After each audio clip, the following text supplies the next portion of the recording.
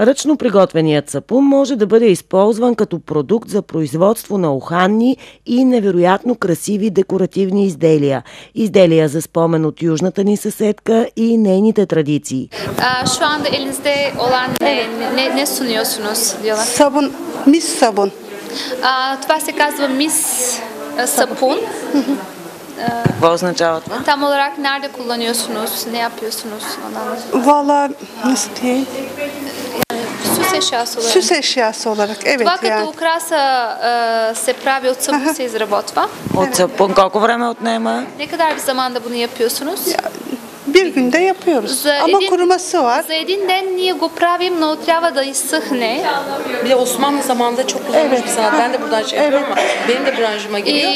Osmanlı döneminden kalma bir. Това е един занаят, който е станало от османско време. 1500'lü yıllarda en çok yapılıyormuş. Ondan sonra el sanatlarının unutulmuş yapanı kalmadığı için daha sonra Edirne yöresine ait bir şey. Edirne'de bunu ünlü Evet, etti. Edirne. 1500-та година се е правило, но после се е забравило и после една жена от Одрин възстановила занаята. Всичко ли може да се направи от сапуна? Всякакви фигури? Önce meyvelerle başladık. Първо се Bütün meyve почна çeşitleri с yapılıyordu. плодове да Sonra се прави. çiçeği biz yönelttik. После го превърнали в цветя, правят и Evet, her şey oluyor. такива най-различни украси, даже малки статуетки правят от сапун. Колко време отнема изработката на едно такова нещо? На цветята. Çiçeklerin ne kadar bir kurumasıyla birlikte ne kadar alır? Bugün yapıyoruz, sonraki gün toplayabiliyorsun. Днеска го правим, утре може да ги съберем, вече е изсушени, всичко е изсушено, по такъв начин може да декорират вече. А как се насочила тя към работата с сапун? Откъде идва всичко? Bunu nereden, yani nasıl başladınız buna?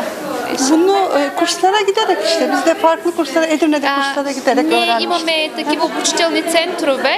Çiçeği kendimiz Там научихме как се прави, но първо научихме да правим плодове, а след това вече ние го превърнахме, други неща почнахме да правим от сапун и сега вече правят и цветя.